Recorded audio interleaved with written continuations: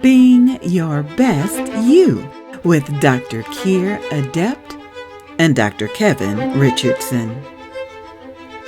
Have you ever had a day, an hour, a moment when you knew exactly who you are, in the right place, and knowing what you need to do? Would you like to feel the power and presence of being you at your best all the time? Almost all problems around health, wealth, relationships, and purpose can be solved when you are restored to you. And Dr. Keir and Dr. Kevin are here to show you how.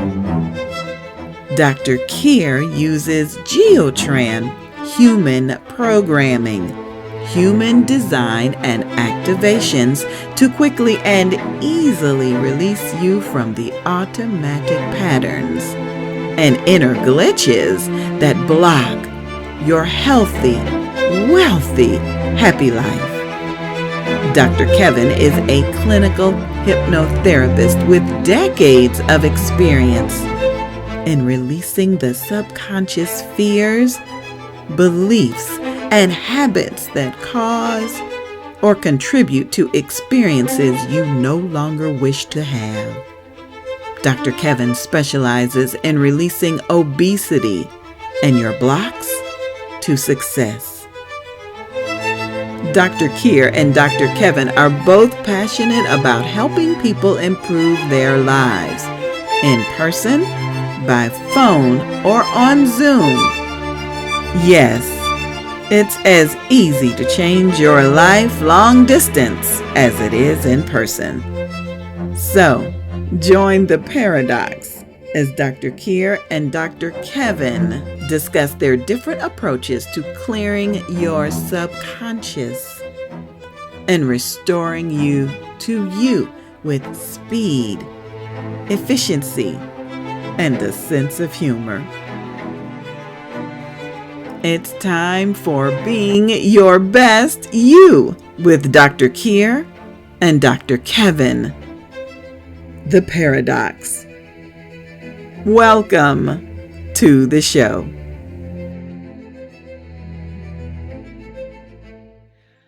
This is Dr. Keir Adept and Being Your Best You, where we have a conversation between myself, Dr. Keir Adept, and Dr. Kevin Richardson, who is a clinical hypnotherapist.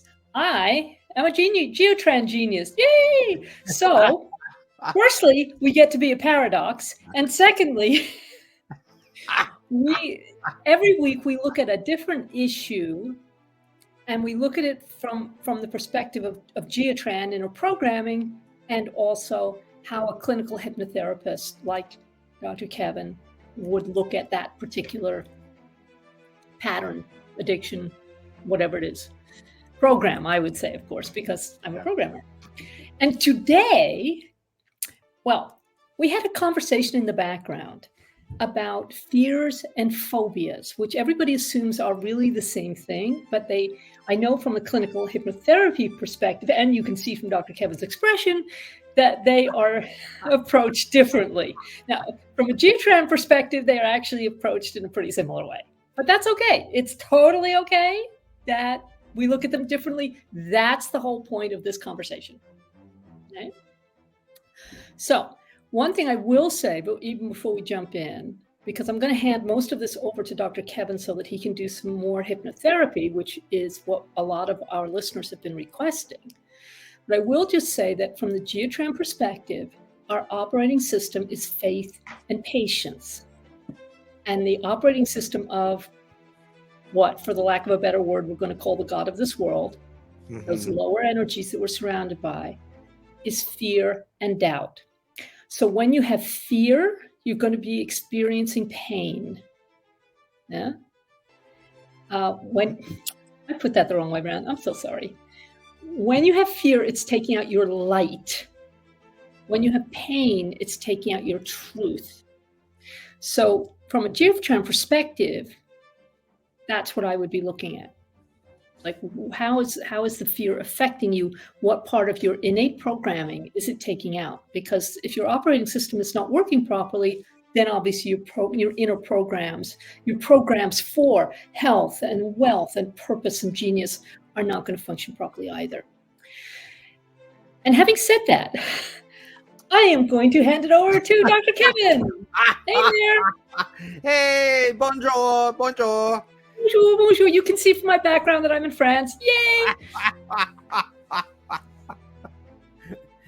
Well, So talk to us about the phobias. difference between fears and phobias. Yeah. Fears and phobias are very interesting. In the world of hypnotherapy, we define a phobia as something that's irrational and the onset is unknown. Mm-hmm. And somehow in our earlier life, somehow we got information tangled and attributed it to something, such as a spider or the fear of spiders, the fear of heights. Or that's not the phobia of heights. Yeah. We really don't know where that came from. We don't know. So from a hypnotherapy perspective, we look at it from different angles. A fear is something that we can say we have a definite onset. We can identify it, such as the fear of flying.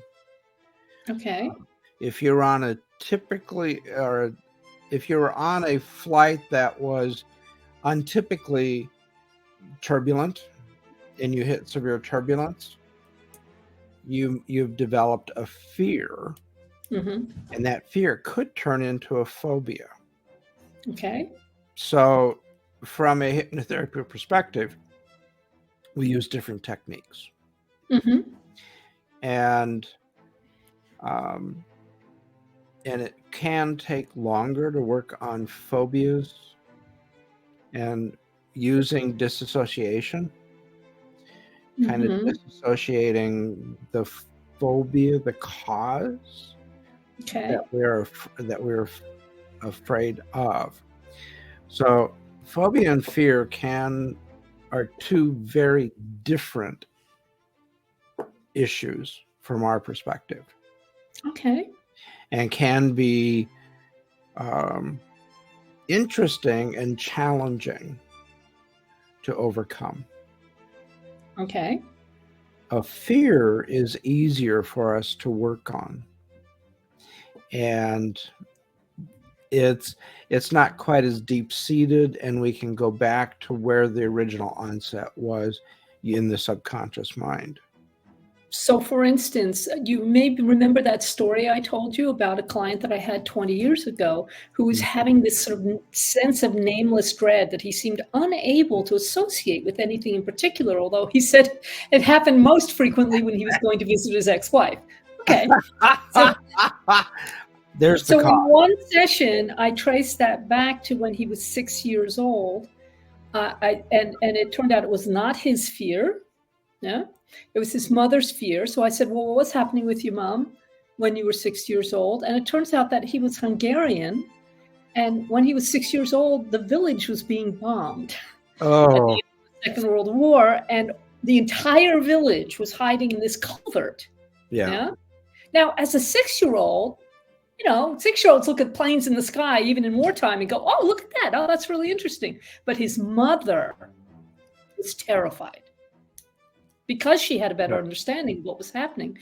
And that mapped it. That was so powerful that, like a radio transmission, that mapped itself onto him. And once we identified and cleared it back then, he never felt it again. Right. So that's a way of dealing with fear specifically.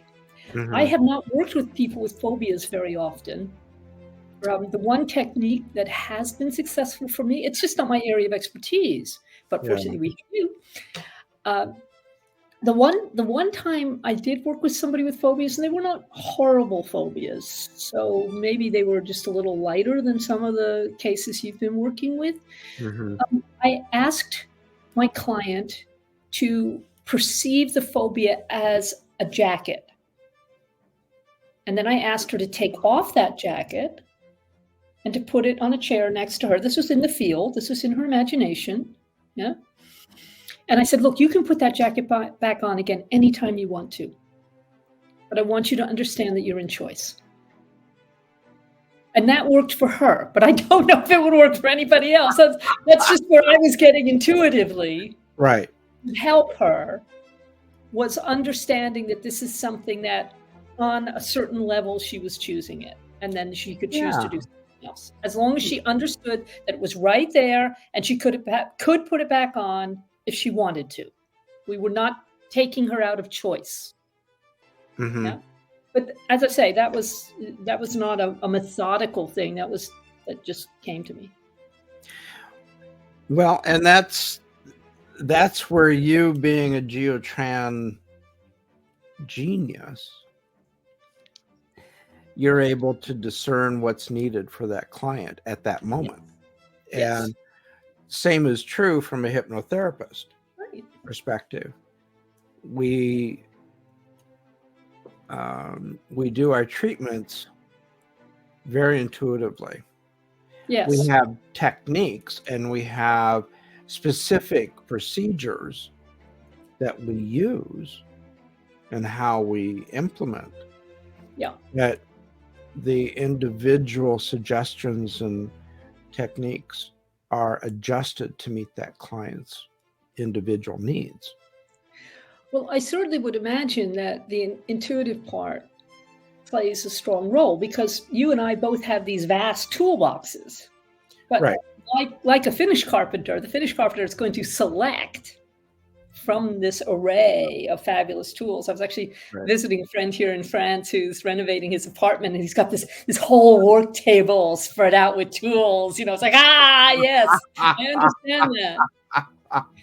Do you think, and does it check for you to actually demonstrate the kind of process that you would use for the benefit of our listeners? So firstly, they can be reassured that, well, of course they know what the heck you're doing. I'm going to get tangled up here. God, I hope so. because I know that Geotran, what clears for the person I'm working on will clear for the whole group. And I know that when we did the sugar cravings thing, that had an impact on the people listening. Right. So I'm wondering if you would be willing to work on releasing a phobia, a little tiny phobia that I have. Sure. And then people listening, firstly, do not be operating heavy machinery or driving while we're doing this. And secondly, when Dr. Kevin does the hypnotherapy on me, he's going to look into, he's going to specifically release my specific phobia. I've only got one, and it's very tiny. But you, as you listen, you can apply that to your phobia. I think that's fair to say, yes, Dr. Kevin? Well, not necessarily.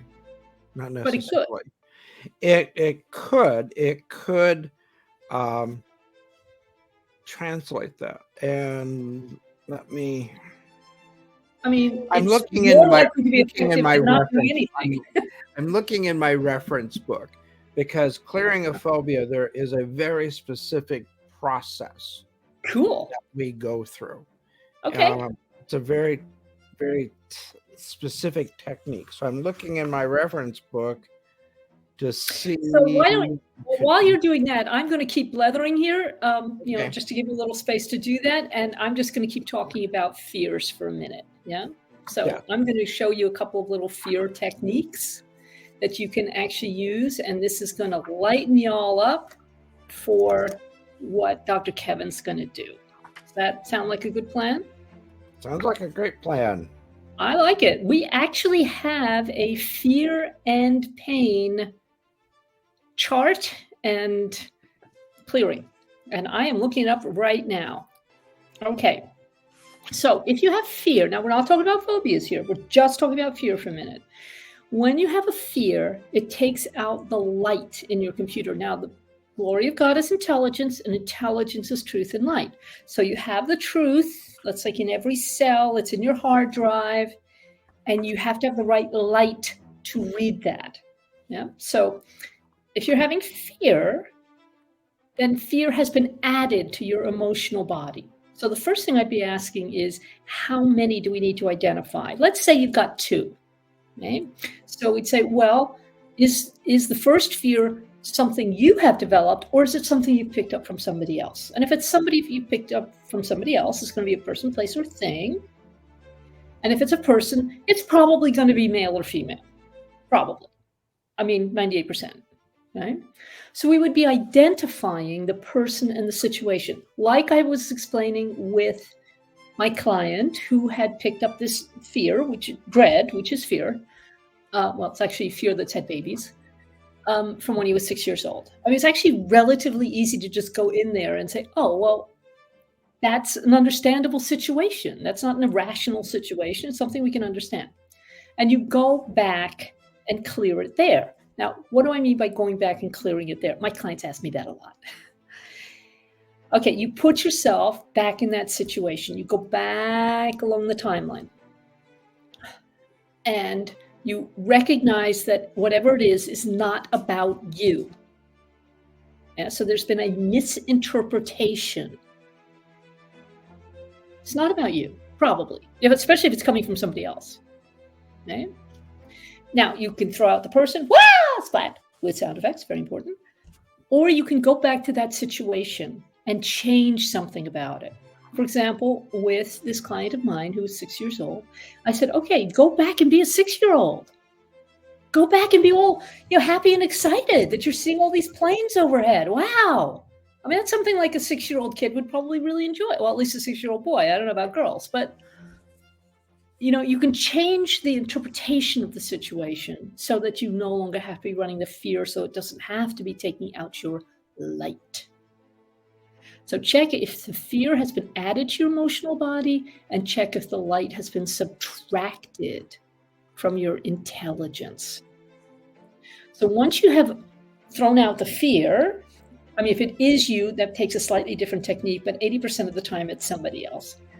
Once you've done that, you follow up with bringing more light in. And it's as simple as, imagine you're out in the sunlight. Divine light coming in. Yeah. Now, if you happen to live in Portland or somewhere else where it rains all the time, or the UK, you're just going to have to imagine it because your system can't tell the difference. It's just not able to tell the difference between something you experience, something you remember, something you're imagining, something you're visualizing, something you're choosing. Yeah. So go in and choose something else. You have a lot of power and control over what's going on inside you. It's just that 90% of it is subconscious, so you don't know that. It's not what's coming up in your conscious thinking or feeling or remembering. So use your muscle testing, go back, find out what happened. Even if you just find out 100% what happened, chances are it will clear on its own. So go play, be curious. Yeah? Don't be afraid to look at your fear. It's okay, it's not happening now. Probably. I mean, it might be, but probably not. So just getting back into the now is another way of overcoming fear. And how do you get back into the now? Okay, just 5 seconds there, Dr. Kevin. One hand on top of the head, count of 12, 15, somewhere in there until you feel the energy shift if you're like me, or until you reach 12 if you're not like me. And take that hand away and put the other hand on. This is part of our mind gems. It's like the very beginning of Geotran is these mind gems, and it just resets your circuits. In this case, it resets them to be in the present time. And everything is easier when you're actually in the now. Handing over to you. I never get the hands right. Handing over to you, Dr. Kevin. It's really a challenge. Yes. It's a challenge of motor planning, I guess. I really like what you talked about and in fears and phobias. So with this, we're going to start the hypnosis. Okay. Give us time. Yep. And typically, we're going to go pretty deep. Okay. Okay. We have got 40 minutes. All right. And I am at your disposal. Do you wish me to tell you the phobia that I have? Oh, please. Okay. I know this is completely ridiculous. Absolutely. I totally acknowledge this is absurd. I really, really hate it when people leave cupboard doors open. Seriously, I know it's insane and ridiculous and totally irrational. I have this picture that all of the plates and cups and glassware are going to leap out. Not even necessarily at me, but say at my friend Michael's, because I eat at his house every other night when I'm in the US. And it just bugs me. I can't settle when he leaves his cupboard doors open. I never leave my cupboard doors open, so it's not an issue at my house. Well, in California, you don't want to because of the earthquakes. Well, yeah, and there's a whole other question. I mean, you know, I when I'm in the U.S., I'm in the Midwest. There are no earthquakes. When I'm in France, I'm in the center of the geographical center of France. There are no earthquakes. It's just not a problem. Right. But it's just those doors being open. It just drives me crazy.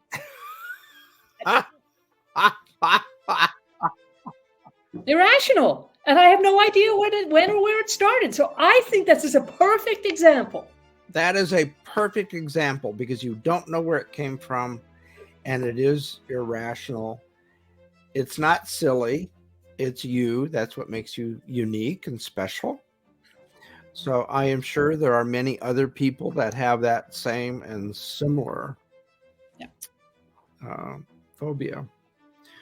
So we're going to go ahead and get started. Okay. And so I'd like for you to begin by taking 5 deep breaths, breathing in relaxation, breathing out tension, breathing in calm and peace, breathing out tension, breathing in calm, peace, patience, breathing out any remaining tension. And with each breath, you're going to go deeper and deeper. You're going to feel more relaxed. Your eyelids are heavy. Feeling more relaxed, feeling calm, peaceful, more relaxed. And as you're relaxing, you can picture, visualize, or imagine a grand staircase. And the staircase is gorgeous. It's beautiful. It has solid, secure handrails. The steps are wide enough. And we're going to count backwards as we go down the steps from 10 to 0. And with each number, you're going to drift deeper and deeper, feeling more relaxed. Starting at 10, stepping down to 9, drifting deeper and deeper, feeling more relaxed, calm, peace. You can feel the calmness circulate through your entire body. You can feel your muscles beginning to relax. Breathing is becoming deeper and easier.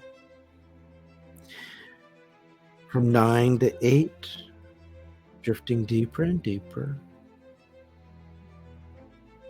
Doubling your relaxation, doubling your deepness. From 8 to 7, it's a grand staircase. It might be marble. It might be oak. It's whatever you want to make it. You're in control. You're totally in control of this. Going deeper and deeper. From 7 to 6, doubling your deepness, doubling your relaxation. Going deeper and deeper. From 6 to 5, going deeper again. You can begin to see the bottom of the staircase. You can begin to see the path ahead. And you can fill in all the details. From 4 to 3, doubling our deepness, going deeper and deeper. Feeling more relaxed, feeling calm, feeling safe and secure. You may be feeling like you're sinking into your chair, or you might be feeling like you're floating above your chair. Or you may be feeling both. And that's okay. You're in control. You can feel any way that you wish. You can feel light or heavy or both. From 4 to 3, doubling your deepness, going deeper and deeper, seeing the bottom of the staircase. At 2, drifting deeper and deeper, seeing the path ahead of you, and you're able to visualize, picture, imagine the appearance of this path. You might be in your favorite place. Might be in the woods. It might be on the ocean. Or maybe you're in the mountains. Or maybe you're in an open field.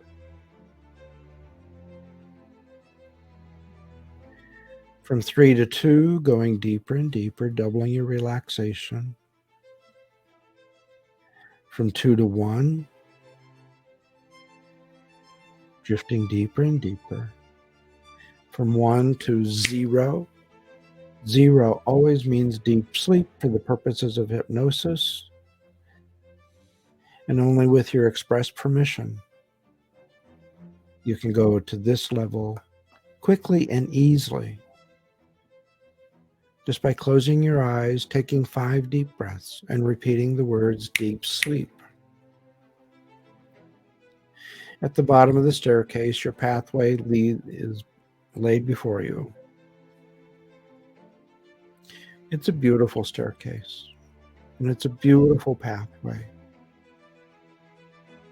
As you're walking down your pathway, filling in all the details, smelling the aromas, listening to the various sounds of your place, drifting deeper and deeper, drifting deeper and deeper. And as you're going along your pathway, there's just a few steps in front of you as the pathway drops down. And I'm going to count backwards from 5 to 0. And with each number, you're going to double your deepness, double your relaxation.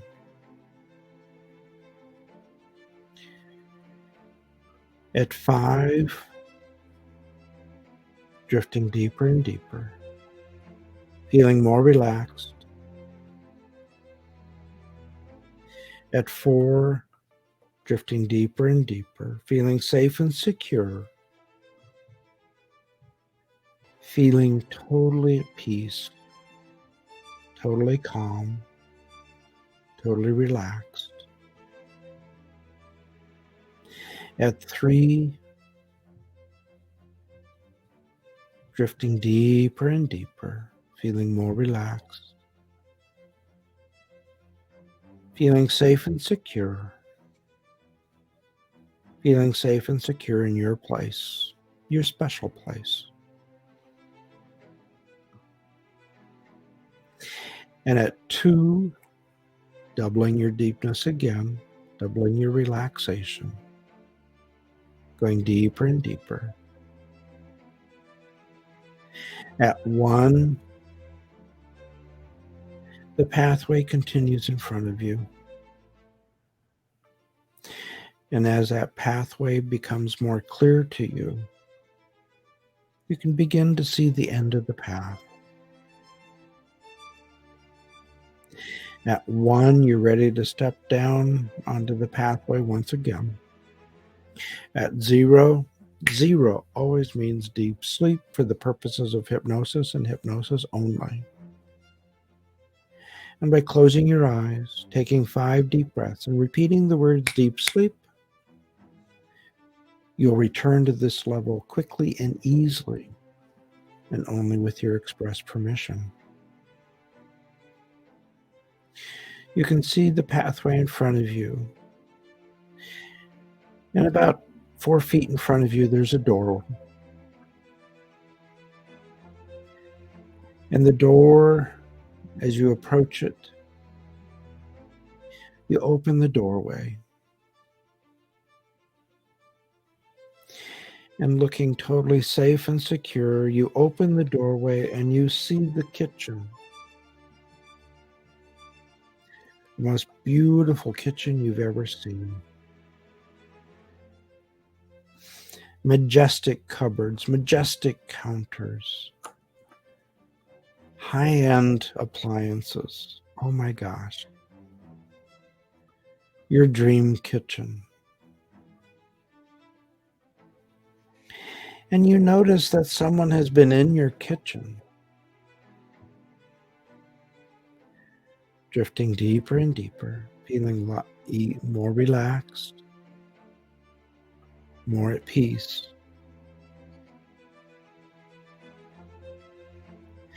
And you're in control. And in your control, all of your cupboard doors are closed.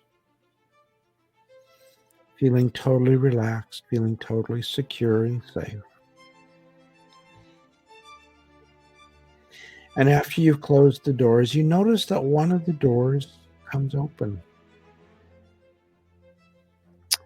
Oh, goodness gracious. Feeling totally relaxed, feeling totally secure, you're able to go over to that cabinet door and gently close it. Feeling totally relaxed, feeling totally secure, totally at peace, knowing that you are in control. And as you close that door, you notice another one comes open. And as you walk over to that door, that cupboard, you're feeling totally relaxed. You're feeling totally secure. Knowing that you are in total control, you are able to close that door.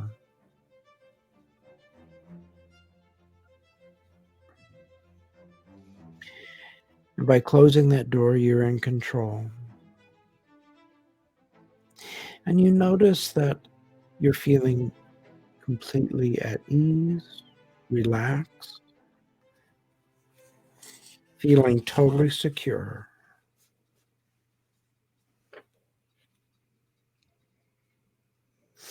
And as they close,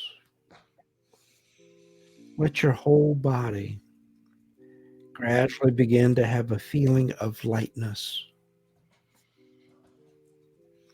A feeling of lightness with the weight, the feeling of lightness in your shoulders, your chest, allowing your hands to rest comfortably, feeling the air going in and out, feeling the lightness.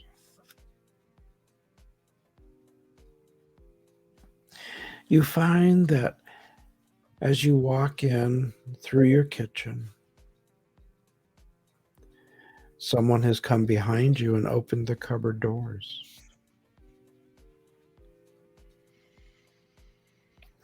Feeling totally relaxed, feeling totally secure. You're able to feel the tension release. You're able to feel your mind relax.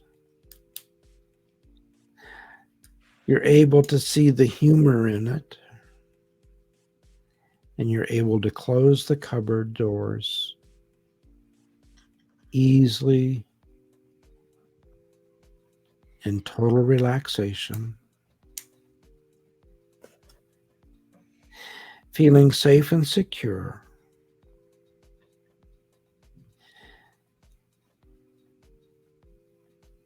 A sort of gentle peacefulness.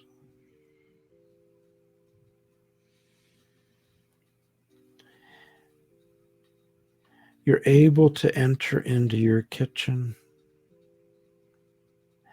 and this time the doors are open,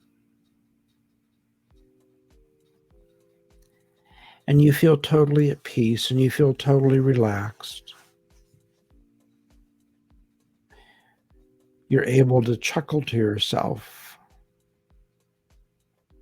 at the humor of this. And being in total control and totally peace, calm, secure, you're able to close the doors one by one. And as you close the doors, you feel your anxiety dissipating, leaving you completely relaxed and in control.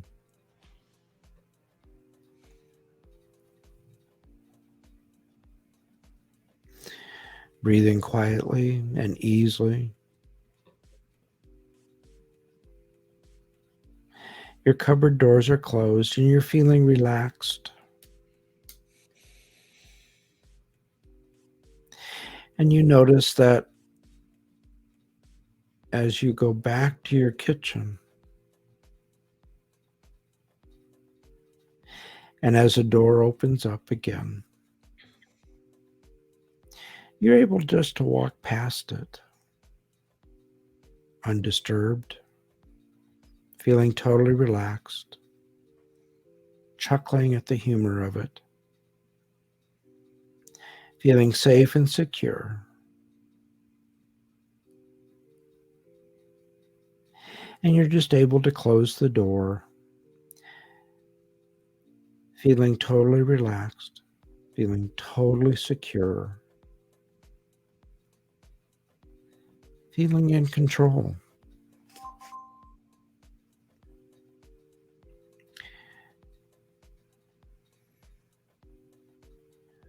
So, Kier, now is the time to start our journey back.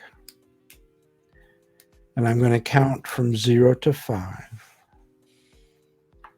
0 always means deep sleep for the purposes of hypnosis and hypnosis only. By closing your eyes and taking 5 deep breaths and repeating the words deep sleep, you'll be able to return to this level quickly and easily and return to your favorite place, feeling safe and secure, feeling totally relaxed. At 1, we're starting our journey back. At 2, 3, we're aware of the room. At 4, we're aware of the chair beneath us and we're aware of the air in the room. At 5, eyes open, wide awake. 1, 2, 3, 4, 5. Eyes open, wide awake. Welcome back.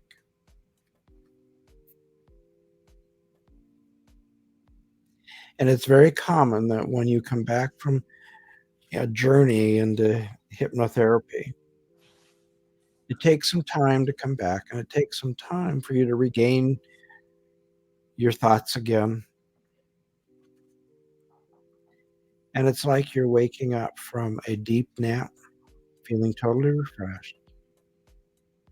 It just takes a little time for us to get our brain back in gear.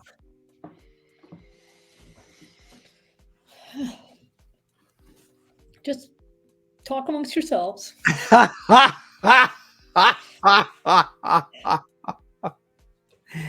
As you can see, hypnotherapy is very effective.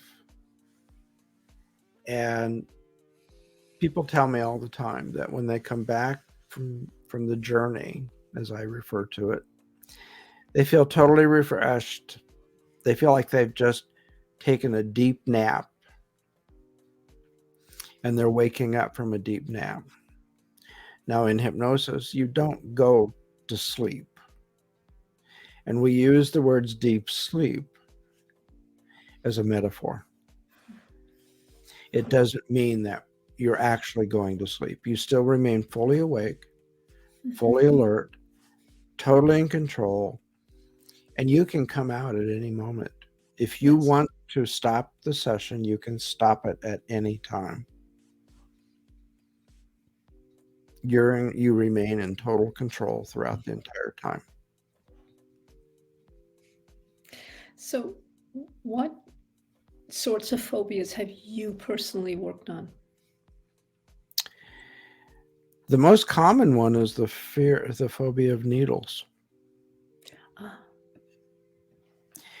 And I've had several clients that just had irrational phobias of needles. They don't know where it came from. They don't know how it started. They don't know when it started. It's just know that they have that phobia. It takes about 5 to 8 sessions to clear it completely.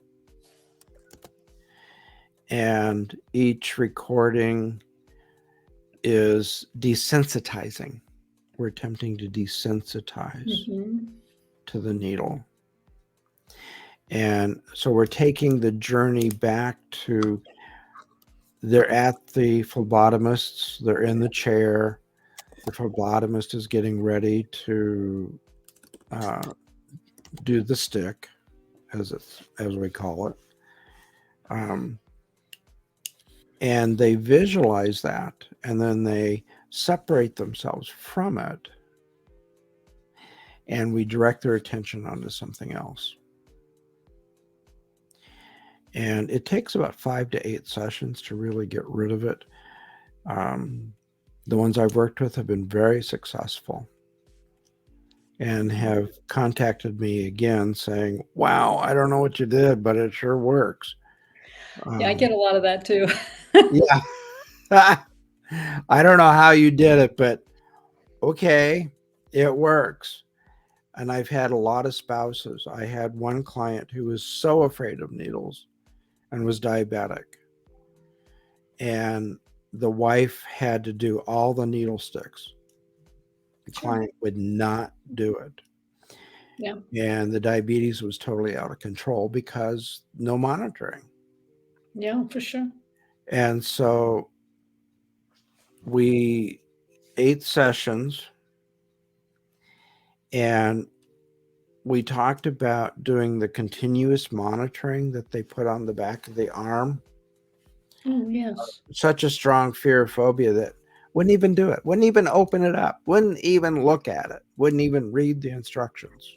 Gosh.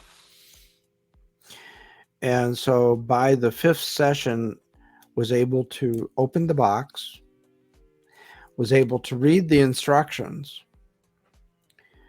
By the 6th session, reread the instructions, took the device out of the box, and then by the 7th session had installed the device on his arm. Mm-hmm. And takes a little while to learn how to use these continuous monitoring devices. But I got back from, he contacted me again saying that now when he goes in for the blood sticks, Mm-hmm. it doesn't bother him at all. He's joking with the phlebotomist and is laughing on the way in, on the way out, and is really enjoying the moment. Great. Well done. So, So in case there's anybody listening who has neither fear of needles nor fear of open cupboard doors, what I heard you mention agoraphobia, for example. Actually, my teacher had that for years. yeah, And she did a lot of phobia release, but it's not something she and I ever discussed, and it's not something that came up specifically in Geotran. right. So what other kind of phobias have you had some experience with? Flying, phobia of Yeah. flying. Mhm. Actually, I suffered from that for many years, and for 22 years, my job was to fly from state to state, monitoring and supervising rehab facilities. Wow. And I was on an airplane every day almost, if Oh my not every other day. And So presumably you got over that. I did. A little help of and a little help of anti-Xanax. That's what I was trying to come up with. And then going to a hypnotherapist, going to a hypnotist, I was able to completely alleviate it. So now I can get on an airplane and it doesn't even bother me. It doesn't even raise the blood pressure. So it does work. And there are so many different types of phobias and so many different desires, and we can work with all of them. Yeah. So, you know, some people have the fear of going outside of their home. Some people have the fear. Dorothy had that, and she had a big fear. Now let me think about this. She had a huge phobia about bridges and going up in elevators, which to her mind were very similar, because it was what the fear was about, as far as I can recall, was about being surrounded by metal. That's what she disliked so much. And of course, most bridges are like that, and most elevators, well, all elevators are like that. Right.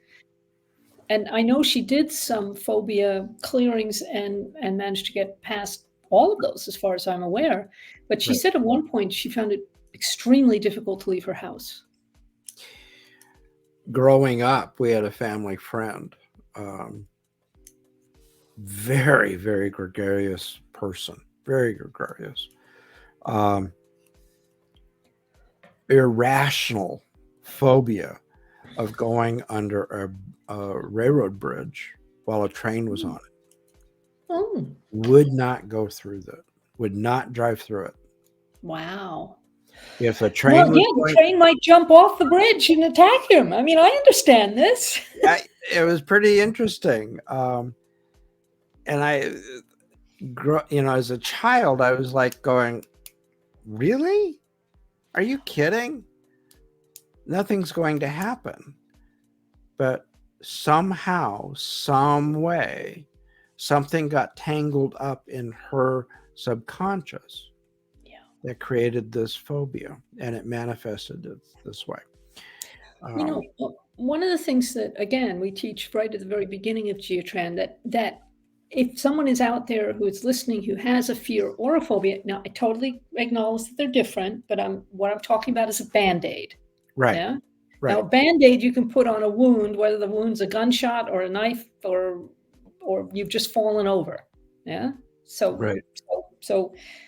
be relaxed about how you hear what I'm saying here. But we have that technique called positive points, right? Well, positive points resets you for love, forgiveness, and choice. So it's basically changing the emotions that are leading to negative thoughts. Yes. Do you Yes. see? So it is something that you can use, whether it's a fear or a phobia, just to help your nervous system relax. Right. So I'm just going to demonstrate that once again, because this is something it's so good to have in your toolkit. Even if you think you're never going to use it, I guarantee you at some point you're going to be stressed out by something. Yeah. And if it's not you, somebody around you is going to be stressed out by something. And you can Right. also use this on the other person, right? So it's part of my kind of emergency kit, as I have all these codes that I can use with people. Actually, we actually have codes for panic, shock, and trauma too, but that's a whole different discussion or lesson. That's really serious. Yeah. So because I'm actually wearing a skirt, I do not feel inclined to put my leg up on the chair so that you can see. You're just going to have to imagine. Hey, we've got a heat wave here in France. I'm wearing skirts. That's all I can say. Oh, Okay, so we got a heat wave here too. well, I think you should wear skirts also. Right. So I'm going to describe it. You're going to see it in your mind's eye. You're going to practice it. You're going to feel the results. You'll get it. And if anybody wants to contact me, I'm so happy to send you the graphic for this or to answer any of your questions. So to get in touch with me on Facebook. There's only one Kira Dept. Hooray! And I have a website called geotran.global. I have a Facebook group called geotran.global. Consistency is key here. Right. And of course, you can also speak to Dr. Kevin, individually. His email address is kevinrichardsontherapy@gmail.com. And also his website is kevinrichardsontherapy.com. Big surprise.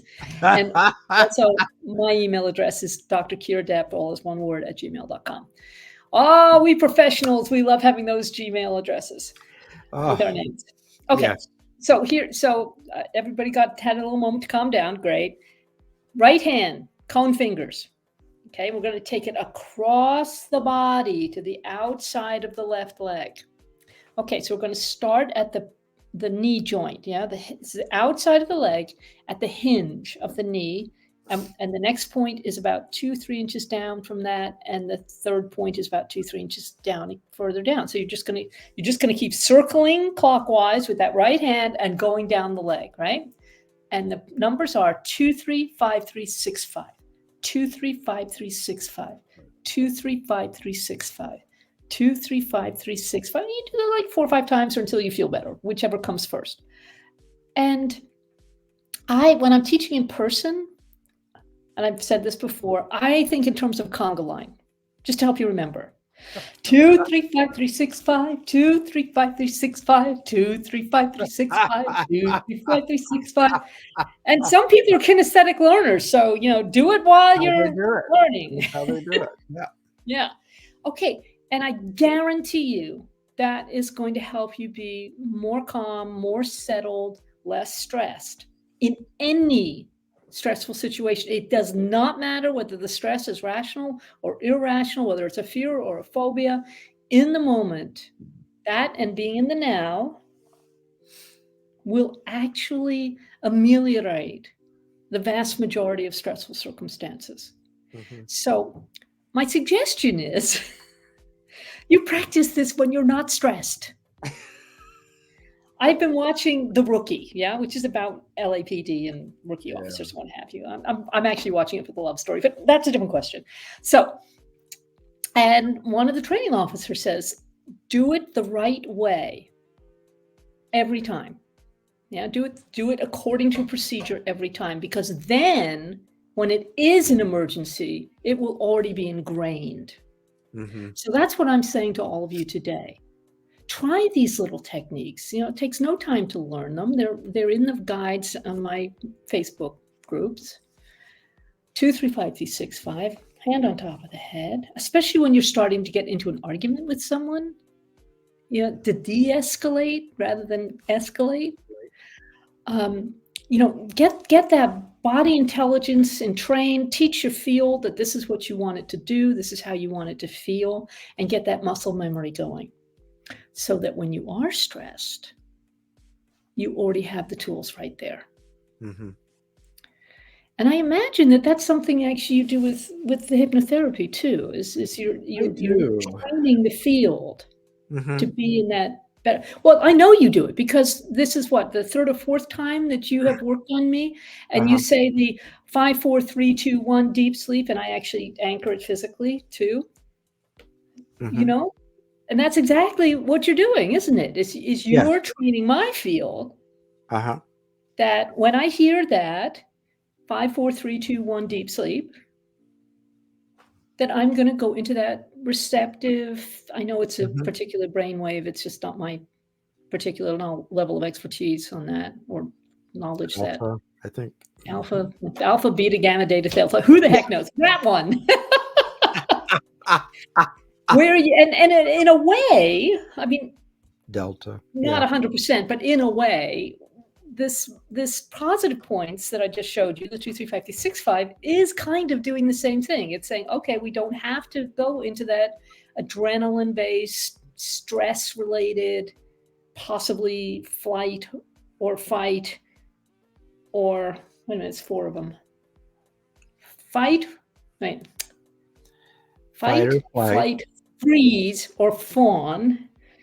All of them are stress responses. Right. All of them keep you out of choice. All of them. Yeah, because you're going into this autopilot reaction. Well, if you could pull yourself back from that autopilot reaction just by using the hypnotherapy techniques, by using positive points, by making sure that you're in the now, that's when you will realize that you are actually always in choice. You really are. Right. Yeah. And I think that's a lot of what we're here to do, don't you think, Dr. Kevin? I do. I think it is. Some tips that I give folks. I was on a plane one time, and a lady, a row, and I was on an aisle seat. She was on an aisle seat, and she was the row ahead of me. And she just had this fear of prop planes. And we were on a flight from Tucson to Palm Springs, which is a prop plane.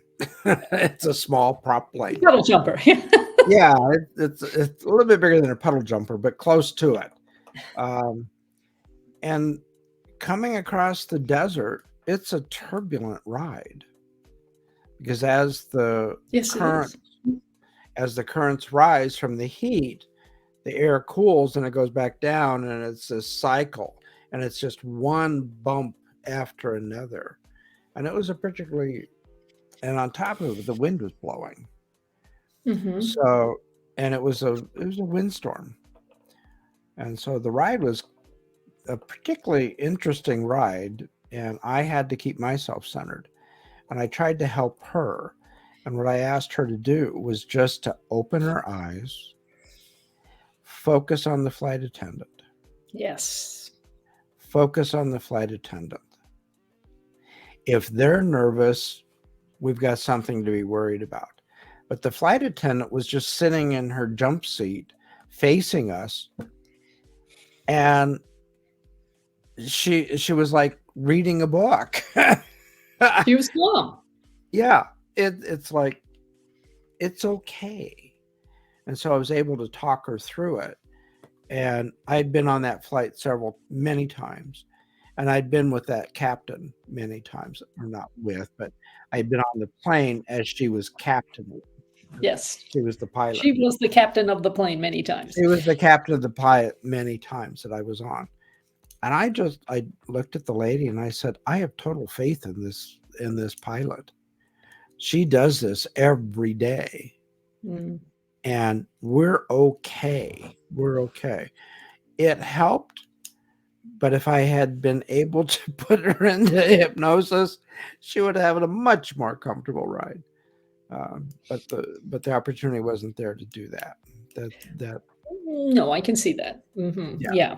So, but just focus on, different fears and phobias. Heights. Don't look down. They tell you don't look down.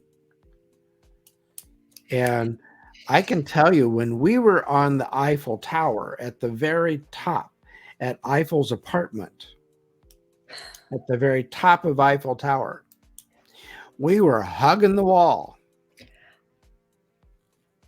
I was actually going up the inside of the spire of Sagrada Familia in Barcelona back in the late 80s. I was there I was in architecture school at that time. We were there on a class trip. And I don't know what you call them these days, my partner, I guess, now I was 29 or 30, so I was not one of the 18-year-olds. And he's a couple of years older than I was. And I didn't realize that he was afraid of heights. And we were going up this winding staircase. Now, it was on the inside of the tower, but there was nothing between us in the middle. I mean, railings? We don't care about your stinking railings. Yeah. And so the only way I got him up there, he said he wanted to go. I said, okay, I can help you. Was firstly, I let him be next to the wall. And then I had him shut his eyes. And I said, okay, there's a step in front of you. There's 3 steps, 1, 2, 3. And I'm right here. And I will not let you fall. You're completely safe. Yeah. But it was so that his eyes were not triggering it at the same time. Right. That imaginative fall, as it were. Yeah. And we did get up to the top, and we got back down again to the bottom.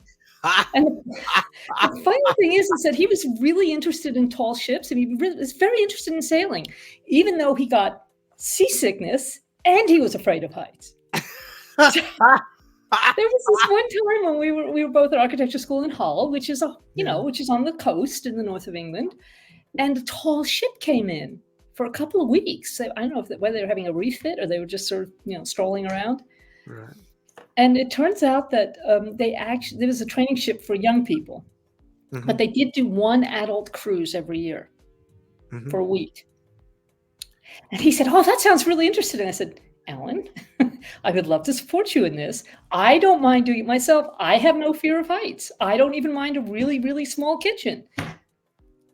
But you really want to go on a cruise where you're going to be seasick and have vertigo for an entire week? Maybe not." And he sadly agreed with me. But next time I'll have him go to you, Dr. Kevin, and we'll just clear this up. Golly. But for the moment, alas, we are out of time again. We are. So thank you all for watching. Remember, all of these conditions are soluble. Just, whatever checks for you, talk to me, talk to Dr. Kevin. And until next week, that's a paradox. Paradox. Bye. Yay. Bye-bye. Bye.